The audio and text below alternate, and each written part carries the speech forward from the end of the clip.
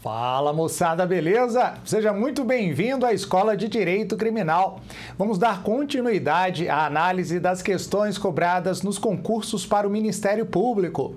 E vamos começar abordando o direito penal. Então, vamos ao que interessa. Joga na tela, beleza?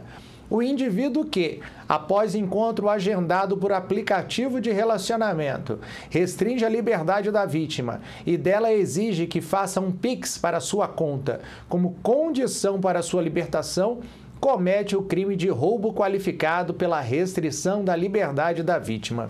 Vem cá, e aí? Situação interessante, né? Pois é, não é hipotética não, professor. Fez pesquisa e encontrou na imprensa diversos relatos de crimes praticados nesse momento, né? O cidadão deu match lá no aplicativo de relacionamento, foi cheio de amor para dar, mas encontrou, infelizmente, incompreensão e violência. E ainda perdeu o dinheiro. Como classificar essa conduta delitiva?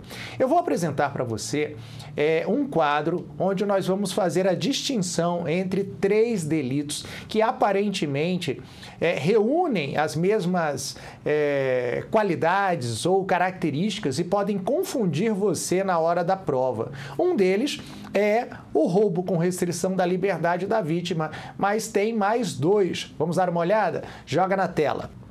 O nosso quadrinho esclarecedor acerca do crime patrimonial com restrição da liberdade da vítima. E aí você tem que se fazer algumas perguntas, né? A pergunta está aqui do lado esquerdo, tá? E a resposta está do lado direito. Então, vamos começar aqui com as nossas perguntas. Deixa eu botar aqui para que você saiba. Nossas perguntas, quais são? Se para subtrair a coisa o agente precisou restringir a liberdade da vítima, eu terei como consequência o reconhecimento do roubo majorado pela restrição da liberdade da vítima, previsto assim no artigo 157, parágrafo 2º, inciso 5º do Código Penal. Vem cá comigo. A liberdade da vítima, no caso do roubo majorado pela restrição da liberdade da vítima, é condição para a subtração da coisa. Imaginemos que o cidadão, sem essa restrição da liberdade da vítima, não conseguiria obter a posse da coisa que pretende subtrair.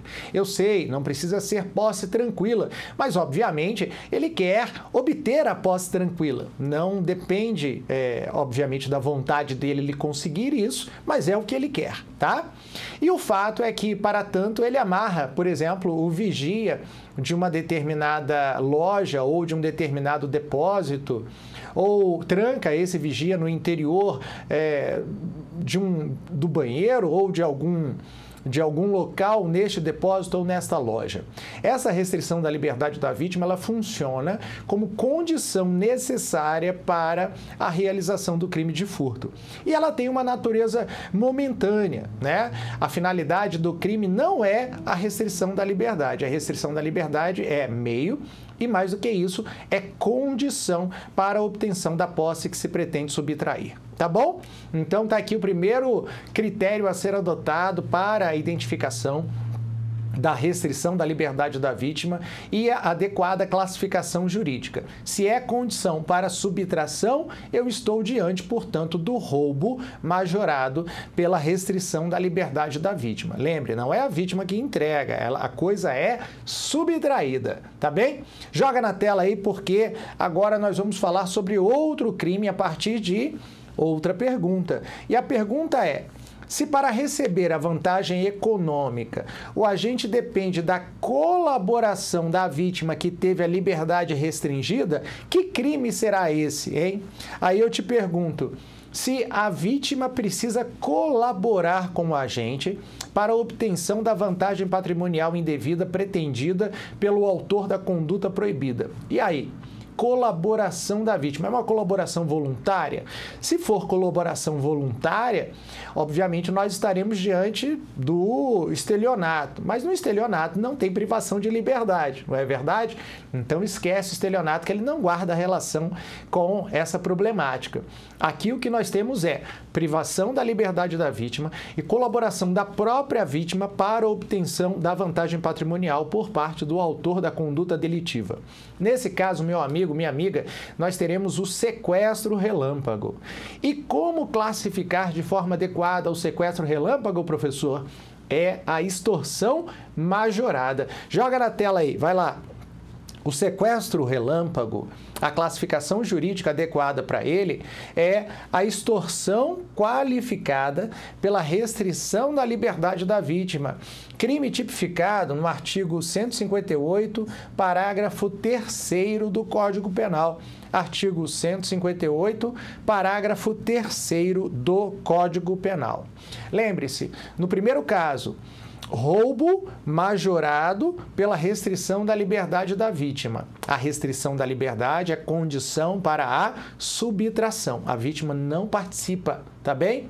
Depois, na extorsão majorada, qualificada, na realidade nem é majorada, é qualificada porque existe um patamar diferenciado de pena base, né? Extorsão qualificada pela restrição da vítima. Há um constrangimento, esse constrangimento se promove por meio da restrição da liberdade da vítima e a vítima, a partir de uma vontade que não é livre, é uma vontade constrangida e constranger significa submeter a vontade alheia à sua própria, a vítima colabora, concorre para a prática criminosa. Não é o cidadão que vai na mão grande retirar, por exemplo, o celular ou o relógio da vítima que tem a sua restrição da liberdade. É a vítima que vai realizar algum ato que vai permitir o enriquecimento indevido do acusado. Olha aí, beleza? Sequestro relâmpago, extorsão qualificada pela restrição da liberdade da vítima. E a terceira hipótese, o terceiro tipo penal que nós vamos analisar é a da extorsão mediante sequestro. Dá uma olhada, vai lá, joga na tela. Boa, profs. Extorsão mediante sequestro. Se a vantagem depender do comportamento de terceiro para a libertação da vítima, aí qual crime eu terei? Nesse caso, meu amigo, minha amiga, eu terei a extorsão mediante sequestro, prevista no artigo 159 no Código Penal. Consegue perceber a diferença? Na extorsão mediante sequestro, é terceira pessoa, e não aquele que tem a sua liberdade restringida, que vai efetivamente efetuar o pagamento como condição para a liberdade da vítima. Sacou? Eu tenho, então, 3 sujeitos.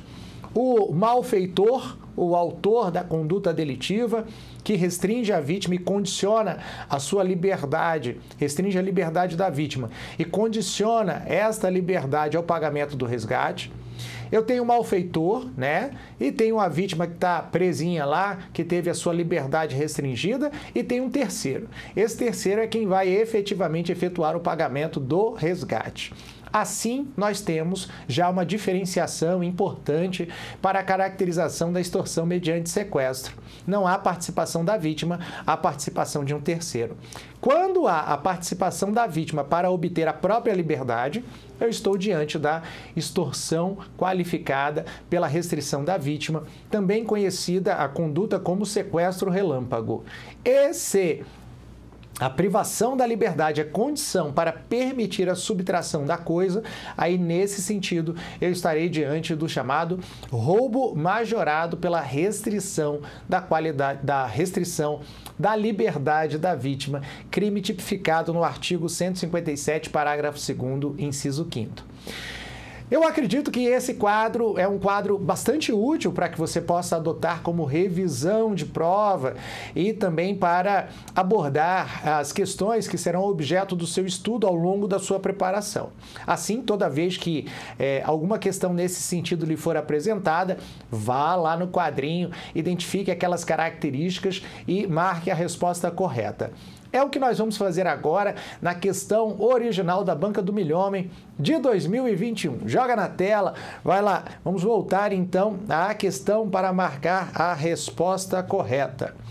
O indivíduo que, após encontro agendado por aplicativo de relacionamento, restringe a liberdade da vítima e dela exige que faça um Pix para sua conta como condição para sua libertação, comete o crime de roubo qualificado pela restrição da vítima. Olha só, o indivíduo, o malfeitor, né?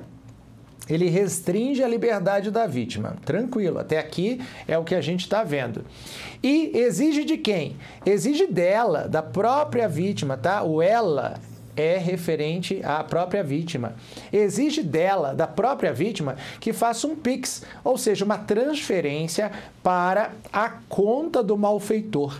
Nessa situação, o que eu tenho? A participação direta da vítima para a obtenção da sua liberdade. E de acordo com o nosso quadrinho, qual crime será este? É o roubo majorado pela restrição da liberdade da vítima? É a extorsão qualificada pela restrição da liberdade da vítima? Ou é a extorsão mediante sequestro? Você certamente já consegue identificar qual a resposta correta da questão e o crime será, então, o crime de sequestro relâmpago, a extorsão qualificada pela restrição da liberdade da vítima e não, como o examinador na banca do milhomem trouxe, o roubo qualificado pela restrição da liberdade da vítima. O que nos permite marcar a resposta correta para a questão agora. Joga na tela, vai lá. E a resposta correta é... errada, bolinha vermelha para a questão da banca do milhomem de 2021. Vem cá comigo. Meu amigo, minha amiga, eu espero que você esteja gostando, porque eu volto daqui a pouco com mais um bloco, com mais questões voltadas para o concurso para promotor de justiça para você. Um abraço do milhomem e não se esqueça, se deu certo para mim, vai dar certo para você. Valeu!